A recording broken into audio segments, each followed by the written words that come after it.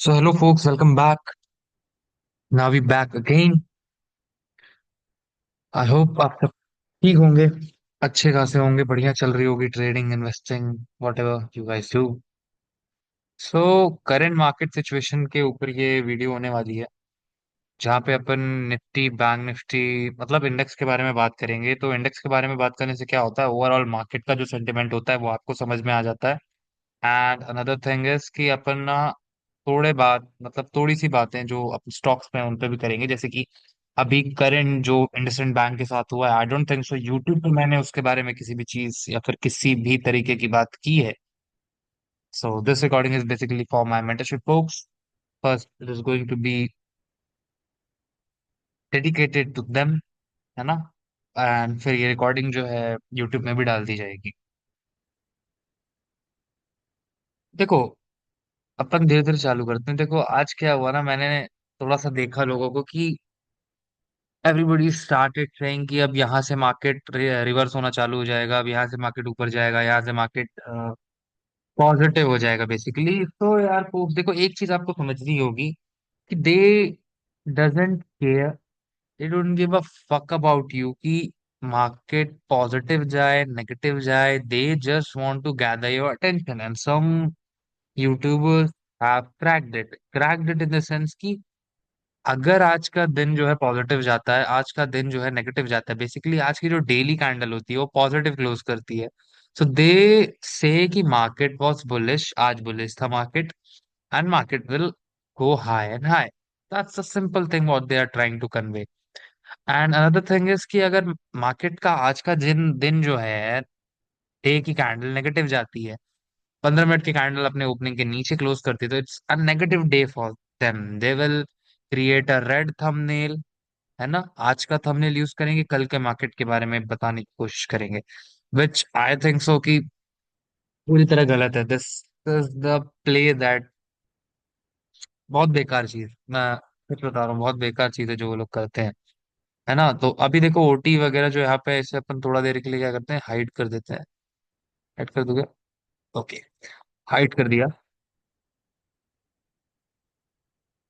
Sorry. तो यहाँ पे देखो, तो मार्केट जो है यार एक हेल्दी रिट्रेसमेंट पे है, आई थिंक सो।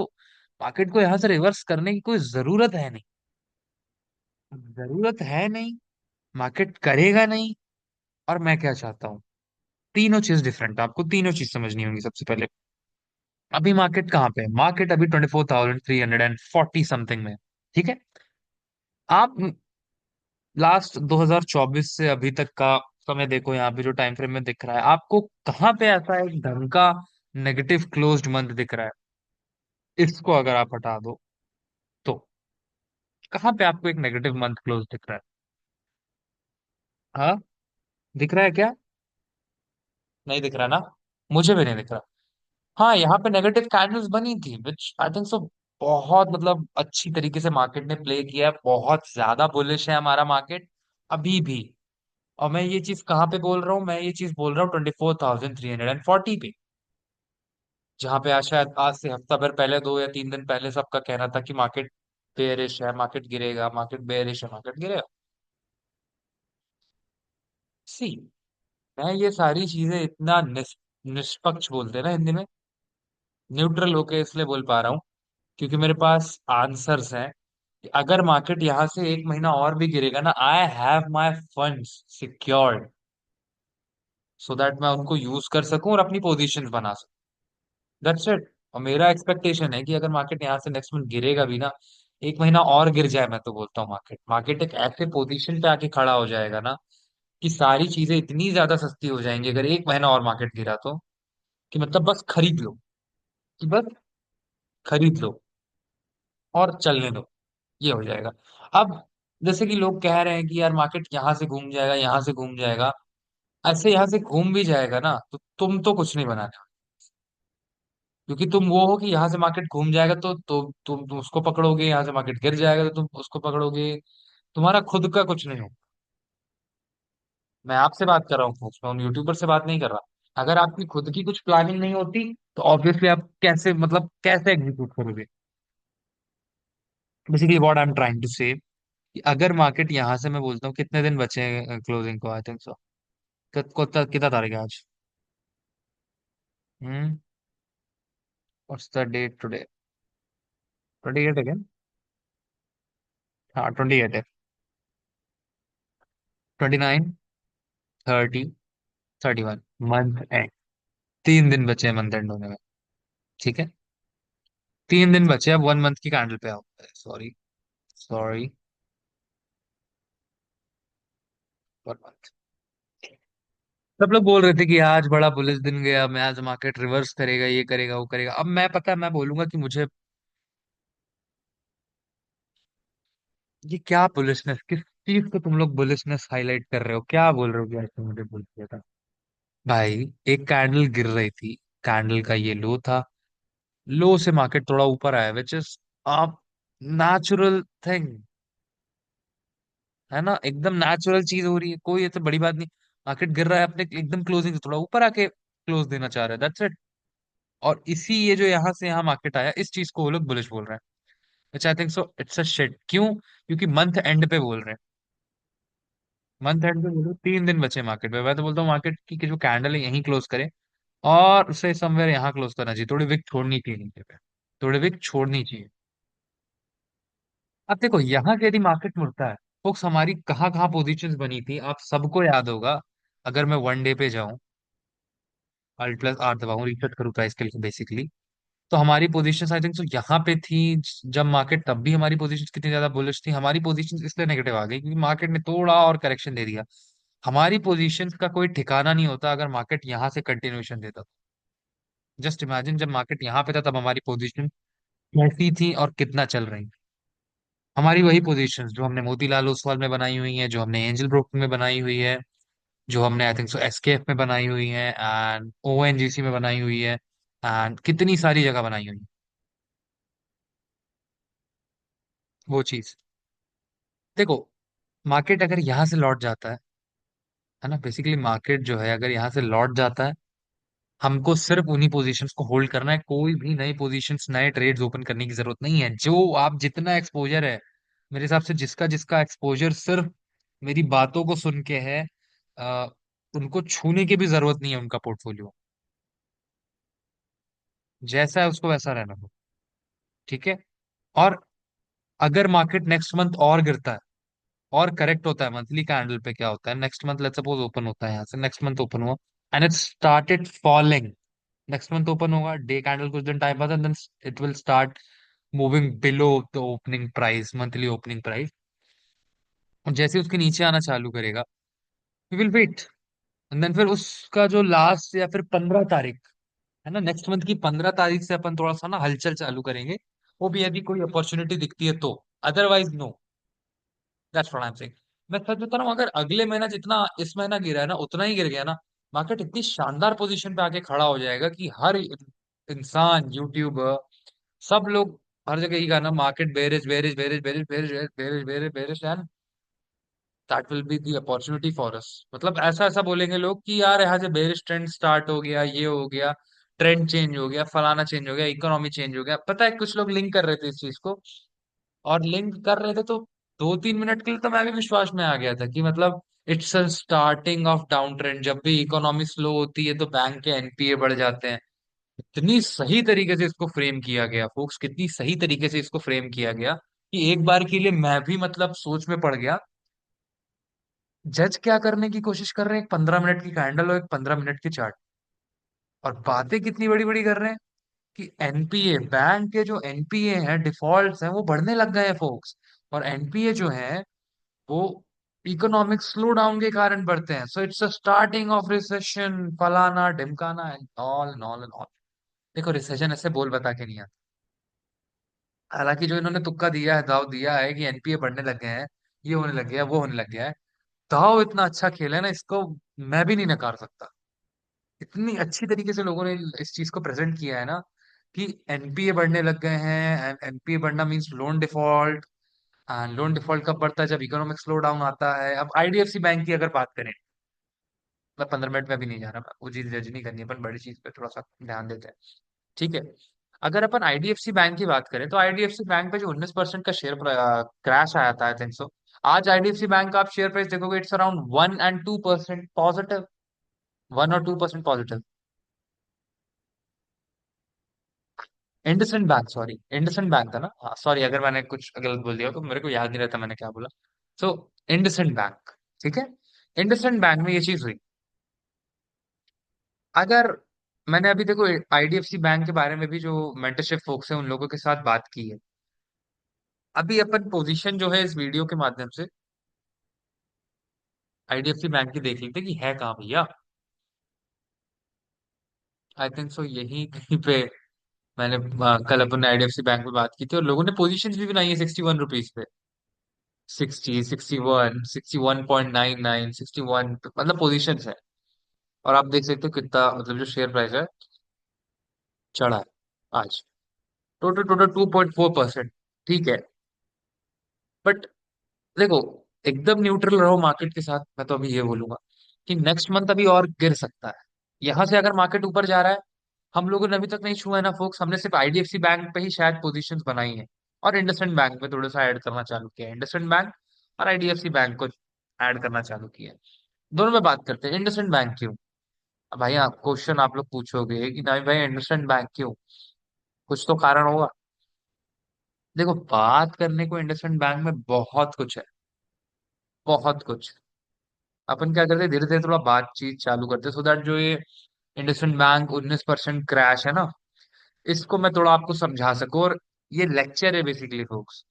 जो रियल घटना आज मार्केट में घटी है ना, एकदम से एनपीए बढ़ने के चक्कर में एक शेयर जो है 19% करेक्ट हो गया है। वो क्या हुआ वैसे, क्या मेजर्स बैंक लेगा, क्या डिसीजन लेगा, जिन डिसीजंस का इफेक्ट ऑलरेडी आपने पहले पास्ट में देख चुका है कि क्या आता है। बेसिकली अब बैंक के डिसीजंस पे बात आएंगी ना। मैं बताता हूँ, एक्चुअली मैं आपको ट्राई करता हूँ थोड़े अच्छे तरीके से समझाने की कि मतलब इंडसइंड बैंक एंड ऑल। देखो, बताने को इतना सारा चीज है कि मैं सोच रहा हूँ कहाँ से स्टार्ट करूँ। एक सेकंड, मैंने लिख के रखा है कॉपी में, इस तरह का ना।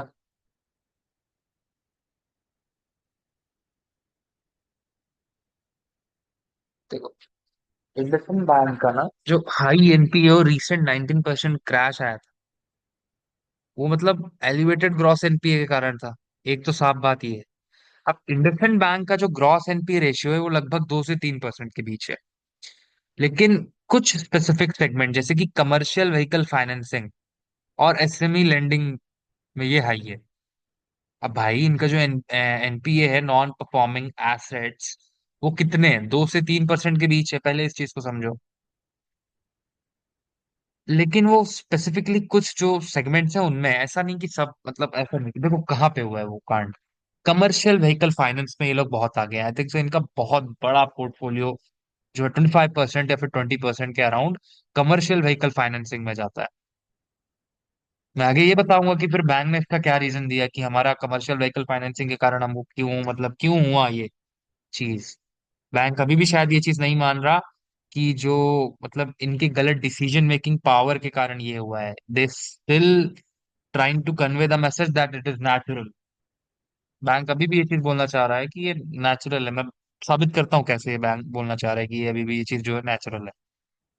देखो, हायर एनपीए रेशियो क्या कहते हैं, डायरेक्टली इंडिकेट करता है कि उनका जो डिफॉल्ट है, रिस्क डिफॉल्ट है, अब नॉर्मल से ज्यादा है। पहले ये चीज समझो।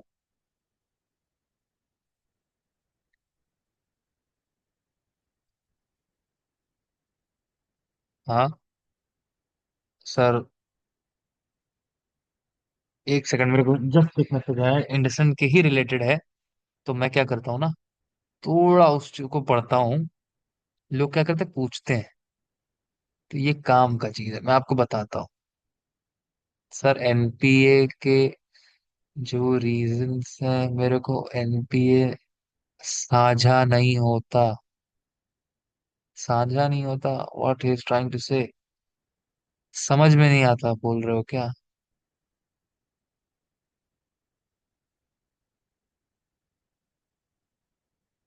देखो, मैं एनपीए भी समझा देता हूँ बाय चांस अगर आपको एनपीए ना समझा है। देखो, बैंक का एनपीए जो होता है, नॉन परफॉर्मिंग एसेट कैलकुलेट करने का एक स्ट्रक्चर्ड प्रोसेस है, जिसमें टोटल लोन्स और ओवर ड्यू लोन्स को एनालाइज किया जाता है।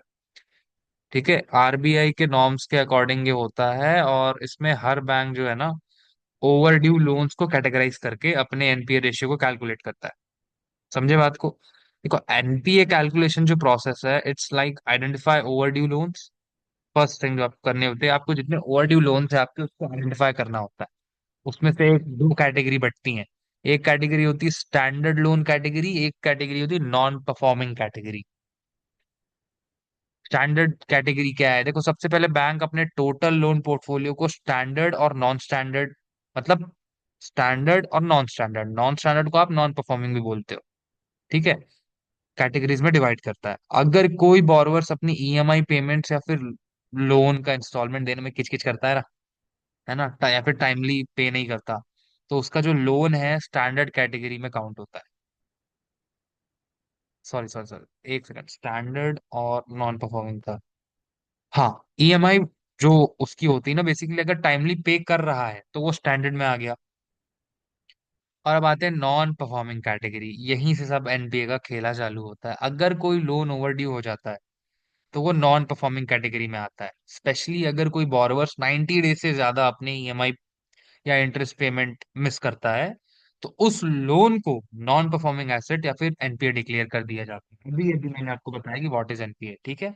अगर कोई लोन ओवर ड्यू होता है तो वो नॉन परफॉर्मेंस की कैटेगरी में आ जाता है। और स्पेशली अगर कोई बोरोवर 90 डेज से ज्यादा, 30 दिन का अगर एक महीना मानो, तो 3 महीने से ज्यादा, 3 ईएमआई से ज्यादा मिस करता है, तो उसका जो लोन होता है वो नॉन परफॉर्मिंग एसेट्स में डाल दिया जाता है, एनपीए डिक्लेयर हो जाता है वो बैंक के लिए, ठीक है। अब रहता है और भी, पता है, बताने को तो बहुत सारी चीजें उसके कैलकुलेशन। स्टैंडर्ड एसेट्स, देखो मैं क्या सोच रहा था पता है, कि अभी एनपीए पे बात नहीं करता, बट ये इतना प्यारा क्वेश्चन था कि मेरे को लगा कि मेरे बाप लोग को बताना चाहिए। तो जो लोन्स 90 डेज से 12 मंथ्स के बीच ओवर ड्यू हैं, उन्हें स्टैंडर्ड कैटेगरी में रखा जाता है। किसमें? Standard category. और डाउटफुल एसेट्स, जो लोन्स 12 महीने से ज्यादा ओवर ड्यू है भाई, डाउटफुल एसेट्स में आते हैं। और एक लॉस एसेट भी होता है। अगर रिकवरी की पॉसिबिलिटी नहीं है तो ऐसे एसेट्स को लॉस एसेट्स डिक्लेयर कर दिया जाता है, even if loan amount technically अभी बुक्स में है तो भी।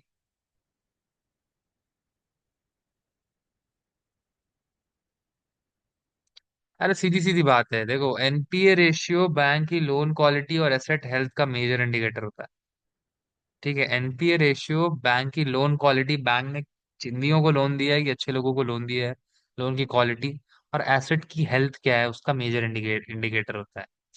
ये रेशियो, पता है, इन्वेस्टर्स और रेगुलेटर्स को बैंक के रिस्क प्रोफाइल और रिकवरी चैलेंज समझने में मदद करता है। सीधी सी बात है, ये रेशियो क्या काम आता है? आपके, मेरे, दूसरे बैंक के, रेगुलेटर्स के, आरबीआई किस काम आता है?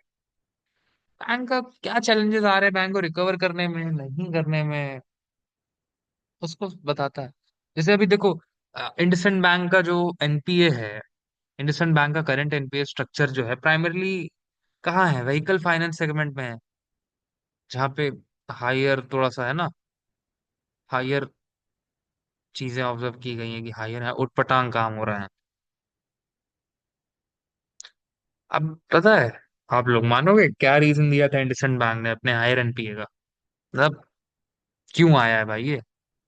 इंडसइंड बैंक ने रीजन नहीं, I am not sure, but मैंने सुना टीम से कि क्या बात हो रही थी। इंडसइंड बैंक ने जो अपनी प्रेजेंस है ना कमर्शियल व्हीकल फाइनेंस में, वो बढ़ाई है। और मतलब ऐसा माना जा रहा है इंडस्ट्री के द्वारा कि जो सेगमेंट है वो साइक्लिकल है, और अभी जो इकोनॉमिक डाउन टर्न है उसके कारण इसका बहुत ज्यादा इम्पैक्ट हुआ है। और मतलब इनका कहना था कि यार, मतलब ये जो बारिश का सीजन है ना, बारिश का सीजन, इस बारिश के सीजन के कारण जो व्हीकल फाइनेंस जो लोग लेते हैं, जो लोग डेली कमाते हैं खाते हैं, डेली निकलते हैं, डेली कमाते हैं, डेली खाते हैं, तो उन लोगों को गाड़ी की जरूरत पड़ती, तो उन लोगों ने जो अपनी गाड़ी, मतलब बारिश के सीजन में वो बेसिकली नहीं निकल पाए, और उसके कारण जो ईएमआई है वो ड्यू है।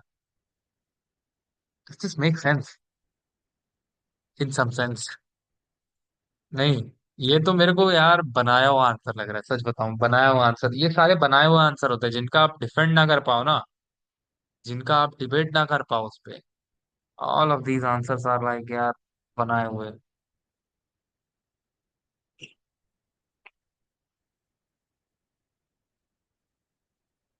और पता है, और अभी जैसे देखो, मेरे को इंडसइंड बैंक के बारे में मेरा क्या मानना है, देखो, ऐसा नहीं है कि खाली इंडसइंड बैंक आज एनपीए के साथ अपने डील कर रहा है, पहले भी है ना, बहुत सारे बैंकों ने डील किया है, जैसे कि ICICI bank, yes bank, yes bank, yes yes bank, yes your yes bank, है ना, एक्सिस बैंक, इन सब ने यार मतलब इन चीजों से डील किया हुआ है।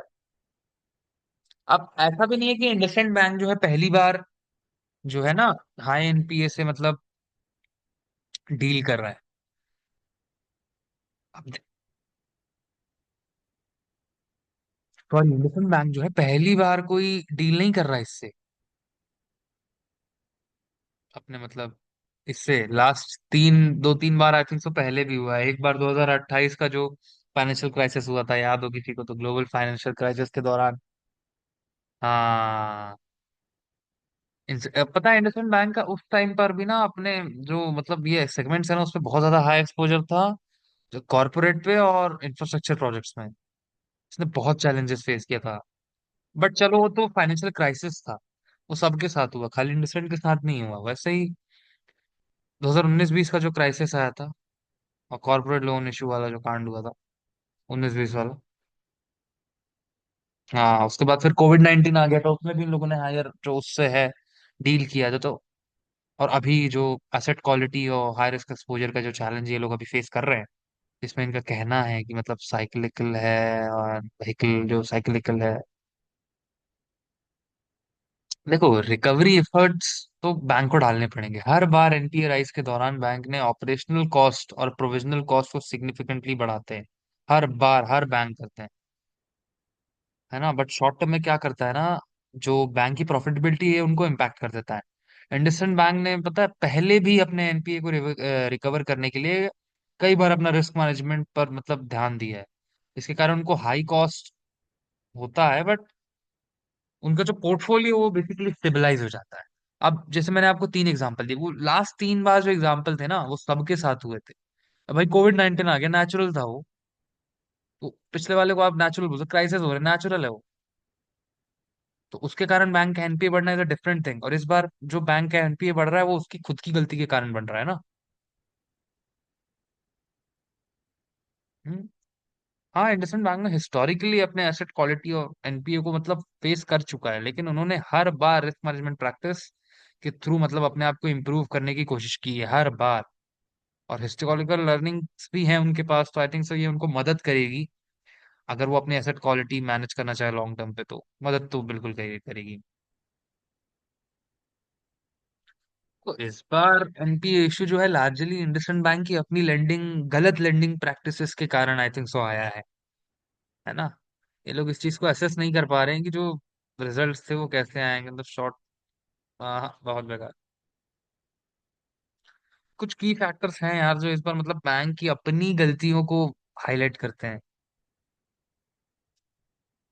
देखो ना, एग्रेसिव ग्रोथ स्ट्रैटेजी, जल्दी चढ़ना है इन लोगों को, एग्रेसिव ग्रोथ स्ट्रैटेजी के कारण इन लोगों ने मतलब इतना एग्रेसिवली एक्सपैंड करने के लिए ना इतने अनसिक्योर्ड लोन्स बांटे, वो भी हाई रिस्क सेगमेंट जैसे कि कमर्शियल व्हीकल लोन। भाई, लोग तो इतने मतलब बेकार बेकार किस्से मैंने अपने साथ के सुने हैं कि लोग गाड़ी ले लेते हैं, यूज कर लेते हैं, ईएमआई नहीं पटाते, गाड़ी भी पड़ी। सोचो, ऐसे एक बार कोई केस आया था, I think,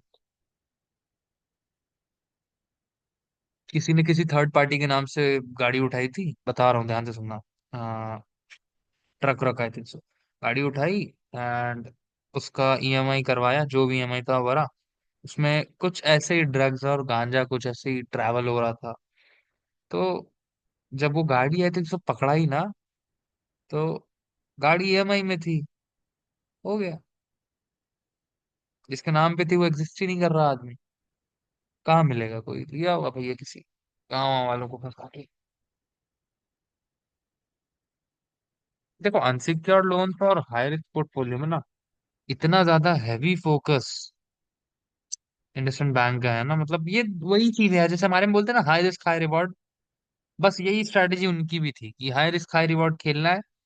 मगर इस बार ना बिना सेफ गार्ड के खेला इन लोगों ने, तो उनके लिए गलत साबित हो गया यार। वही चीज अब एनपीए में कन्वर्ट हो गई है। इनकी रिस्क मैनेजमेंट भी वीक थी, बैंक का ये कहना था। नहीं, बैंक को क्या लगता था हमारी स्क्रीनिंग प्रैक्टिसेस जो हैं बहुत अच्छी हैं। उन्होंने कुछ बोरोवर्स की फाइनेंशियल हेल्थ या फिर रीपेमेंट कैपेसिटी को बिना एक्यूरेटली एसेस किए मतलब दिया है ना ये सारी चीजें। तब तो आज ये सारे डिफॉल्ट्स आ रहे हैं। पीयर बैंक के कंपैरिजन में देखें ना, तो इंडसइंड बैंक का जो क्रेडिट असेसमेंट और रिस्क कंट्रोल है ना आज वीक साबित हुआ है। जबकि मैनेजमेंट में भी मैनेजर, सीधी सी बात है भाई, वीक साबित हुआ है। तो क्या हो रहा है, मैनेजमेंट पे बात उठ रही है। अब शेयर होल्डर्स के लिए एक बड़ा रिस्क फैक्टर बन गया यही चीज, कि क्लियरली उनकी ऑपरेशनल ड्यू डिलिजेंस प्रैक्टिस में लैप्स है ना। ये कांड किसके कारण हो रहा है, पीयर बैंक में तो नहीं हुआ। इतना पुअर डाइवर्सिफिकेशन है इनका, इनके अगर लोन बुक को खोल के देखो तो मतलब पूछो मत। ऐसा नहीं है ये लोग यहाँ से कवर नहीं कर सकते। इनका बहुत थोड़ा मतलब ओवर कॉन्फिडेंस भी रहा होगा यार रिकवरी पे इनके और कलेक्शन एबिलिटीज को लेके, कि हम तो भैया कलेक्ट कर लेंगे। नहीं कर पाए। देखो, अभी देखो अगर इनका करंट एनपीए जो है ना, सारी बात जो है इस बार का जो, मतलब देखो, मैं अगर साफ साफ शब्दों में बोलूं तो इस बार का एनपीए इशू मतलब प्योर इनके इंटरनल स्ट्रैटेजी और ऑपरेशन फ्लॉ का नतीजा है। इनके ऑपरेशनल पे मतलब ऑपरेशंस पे कमी का नतीजा है, जो इनकी लेंडिंग प्रैक्टिसेस, रिस्क असेसमेंट और पोर्टफोलियो मैनेजमेंट में मेजर गैप्स को एक्सपोज करता है। आज ये जो इनका हाई एनपी हुआ है ना, इसके कारण बहुत सारे जो बैंक की गलतियां हैं आज बैंक के, इन्वेस्टर्स के, शेयर होल्डर्स के, आपके मेरे हम सबके सामने आई हैं। बैंक के लिए अभी क्रिटिकल हो गई है भाई, कि वो अपने रिस्क मैनेजमेंट और गवर्नेंस को प्रोसेस करे भाई तरीके से, और मतलब जो मिस्टेक्स हुई हैं वो दोबारा रिपीट ना हो। अब देखो, एनपीए जो है आई थिंक सो, ऑब्वियसली जब जब ऐसा हुआ है ना, तो सारे बैंक्स ने मतलब उस चीज को, देखो कल जैसे एचडीएफसी की बात है, मैंने क्यों बोला था कि एचडीएफसी का जो लेवल है वो अलग है। एचडीएफसी का जो रिकवरी और कलेक्शन की एफिशिएंसी है वो बहुत ज्यादा है ये भाई। बेसिकली एचडीएफसी बैंक का जो फोकस रहता है ना, हाई क्वालिटी बोरोवर्स पे रहता है। और उनका जो लोन बुक है वो भी बहुत अच्छी तरीके से डाइवर्सिफाइड मतलब है। इकोनॉमिक डाउन ट्रेंड से उनको फर्क ही नहीं पड़ रहा, मतलब फर्क तो ऑब्वियसली पड़ता होगा बट इफेक्ट नहीं करता जैसे। इनका कहना है साइकिलिकल, चलो मान लिया। इसी कारण तुम्हारा जो व्हीकल फाइनेंसिंग में इतना बड़ा एक्सपोजर क्यों रखना था तुमको, मेंटेन करके चलना था अपना एक्सपोजर।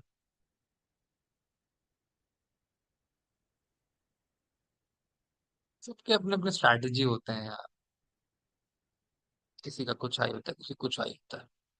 अब ऐसा नहीं है कि ना कि जैसे मतलब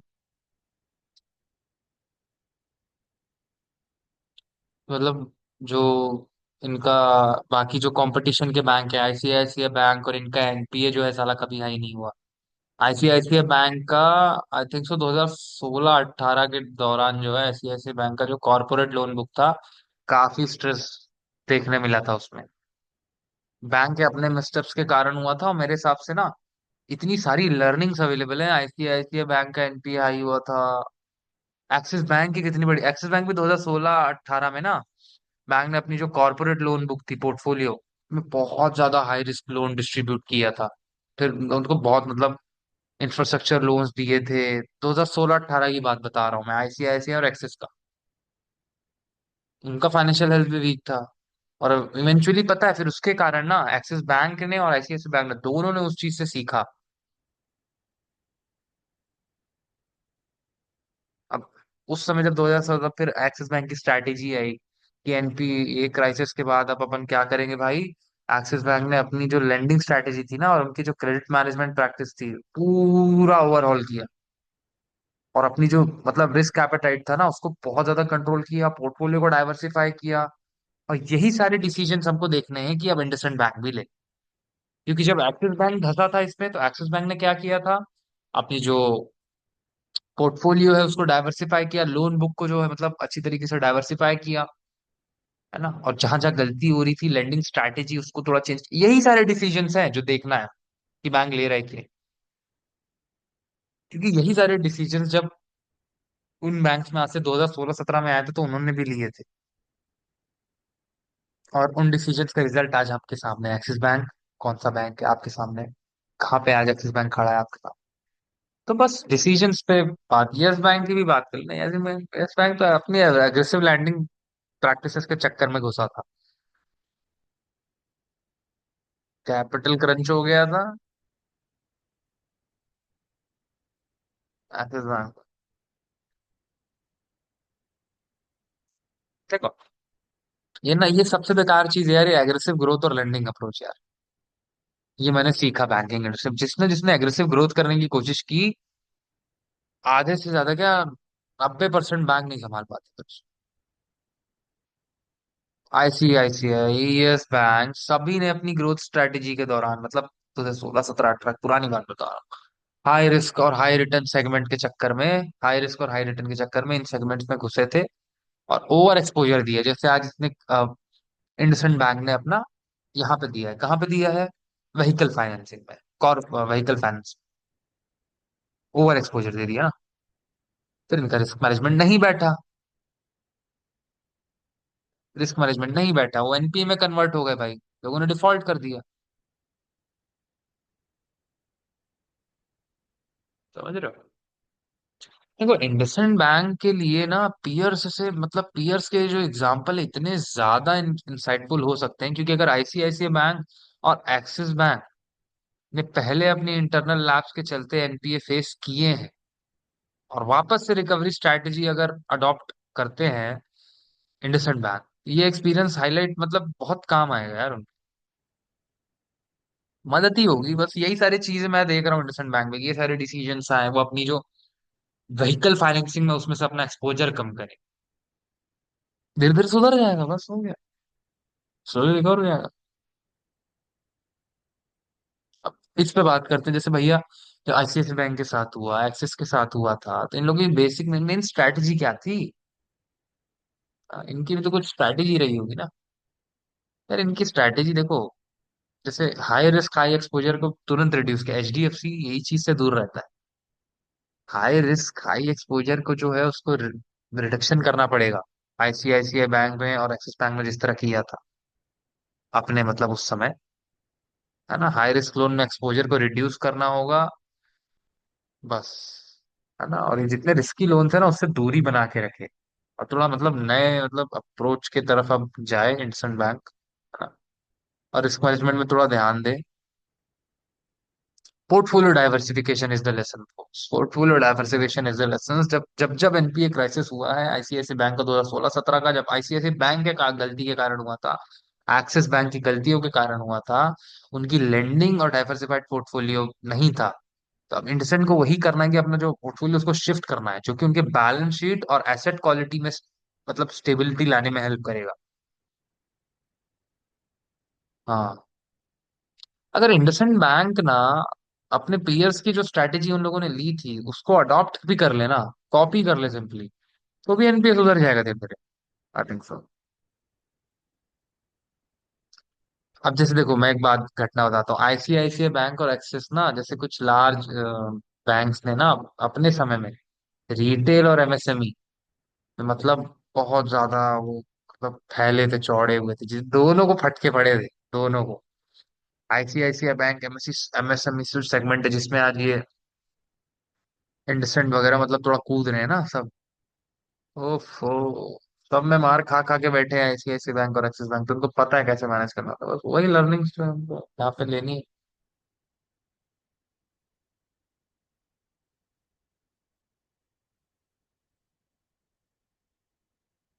अब देखो यार, देखो व्हीकल लोन जो होते हैं ना, पर्टिकुलरली टू व्हीलर और कार्स, मतलब ज्यादा इनकम सेंसिटिव बोरोवर्स के साथ एसोसिएटेड होते हैं। लोन्स कोई क्यों ले रहा है यार, अगर मेरे पास पैसा है मैं क्यों लूंगा car loan. Obviously who wants to pay more. वो कुछ एक्सेप्शंस होते हैं, वो अलग बात है, वो प्लान होता है, that is a different thing. अब मेरी अगर सैलरी नहीं है, मैं नहीं कमा पाया हूं उतना, मेरे बैंक में उतना नहीं है, obviously what I am going to do, I am going to take the EMI. What it is means, it means loan, है ना। तो जिनके पास भाई ज्यादा इनकम नहीं होती, वही एक तो पहली बात ये लोन वगैरह लेते हैं और फिर डिफॉल्ट मारते हैं साले, है ना। अगर बोरोवर्स का इनकम अनस्टेबल है या फिर उनकी कैश फ्लो में थोड़ा सा भी डिसरप्शन आता है ना, तो जैसे जॉब लॉस ना, डिसरप्शन इन द सेंस जैसे जॉब लॉस हो गया, सैलरी हो गया, तो वो अपनी जो ईएमआई पेमेंट से स्किप करने लग जाते हैं, फिर डीले उसमें करने लग जाते हैं। लोग क्या करते हैं, ईएमआई के चक्कर में खरीद लेते हैं। ये सारी चीजें मतलब धीरे धीरे सुधर जाएंगी यार, मेरे हिसाब से इंडसइंड बैंक में जो सुधर जाएगा। रिकवरी में फिर चैलेंज आता है यार, व्हीकल फाइनेंस में लोग गाड़ी छुपा देते हैं। तुम कहाँ से लोन मतलब करोगे मतलब।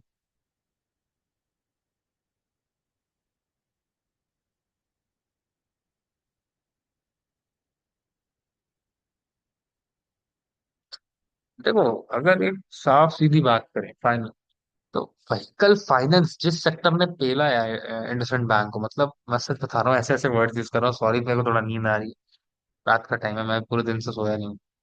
तो व्हीकल फाइनेंस में जो डिफॉल्ट्स का मतलब साइकिल है ना, साइकिल, एसेट डिप्रिसिएशन और इकोनॉमिक सेंसिटिविटी से डायरेक्टली लिंक होता है। तो जो रिकवरी बेसिकली बहुत चैलेंजिंग हो जाती है यार। इंडसइंड बैंक जैसे जो लेंडर्स है ना, इनके लिए व्हीकल फाइनेंस पोर्टफोलियो में स्ट्रिक्ट क्रेडिट रिस्क मतलब जो असेसमेंट मैनेजमेंट इनके लिए बहुत जरूरी है, और इनकी मैनेजमेंट थर्ड क्लास है। चेंजेस करेंगे अब अपने प्लान में, आपको बस देखना है क्या चेंजेस कर, चेंजेस क्या कर रहे हैं बताओ।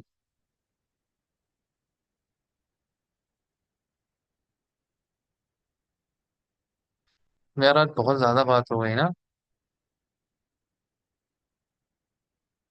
इंडसइंड बैंक के बारे में।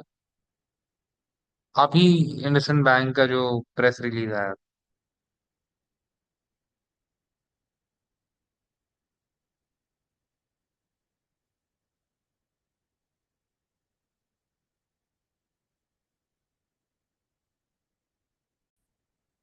देखो, आज का जो अपन ने इंडसइंड बैंक के बारे में जितनी बात की है उसका सार यही है कि इंडसइंड बैंक थोड़े कुछ कड़े डिसीजन जो है अब लेगा, उसके कारण आई थिंक सो इनका जो प्रॉफिटेबिलिटी है थोड़ा सा पतला हो सकता है ना, थोड़ा कम हो सकता है इनका प्रॉफिटेबिलिटी, है ना। सॉरी दोस्त, मैं बहुत ज्यादा थक गया हूँ एक्चुअली, है ना। तो इनकी प्रॉफिटेबिलिटी है वो थोड़ी कम हो सकती है, डरना नहीं है, होल्ड करना। अब मैंने फिर इस पे भी पता रिसर्च की है, जो मतलब इन लोगों ने अपने कॉन कॉल में बोला है, हाईलाइट किया है कि साला हम बारिश क्या हो गई, हमारा हालत खराब हो गया, ईएमआई नहीं भरी लोगों ने, एनपी बढ़ गया सर। तो इतना मतलब देखो, specially tier two and tier three cities में ना, सीजनल रिस्क जो होता है ज्यादा हो, सारे बैंक्स के लिए, ऐसा नहीं है इनके लिए। अब क्योंकि एचडीएफसी आईसीआर एक्सिस ने अपना जो मतलब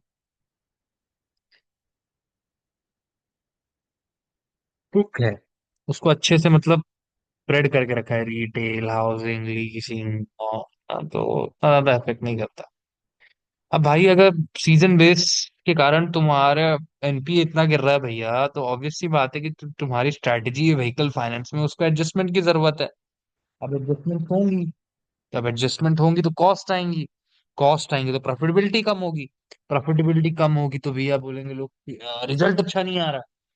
तो देख लेना भैया, थोड़ा अभी साथ देना पड़ेगा आप लोग को इंडसइंड बैंक का। मेरे हिसाब से रिकवर कर जाएगा, कोई इतना बड़ा कांड है नहीं, बहुत सारे बैंक एनपीए क्रंच में आए और कवर कर लेगा, ये भी कर लेगा, है ना। बाकी सब तो जो मतलब भले इतना सारा है, देखो इकोनॉमिक कंडीशंस में अगर इम्प्रूवमेंट नहीं आता तो स्ट्रेस तो और आएगा, व्हीकल फाइनेंस में और स्ट्रेस आएगा, तुरंत इनको बहुत ज्यादा जरूरत है भैया, है ना। भले शॉर्ट टर्म में थोड़ा स्लो दिखे मार्केट, मतलब इंडस्ट्रियल बैंक दिखे, बट लॉन्ग टर्म में तो इनको अपनी एसेट क्वालिटी को बढ़ाना पड़ेगा।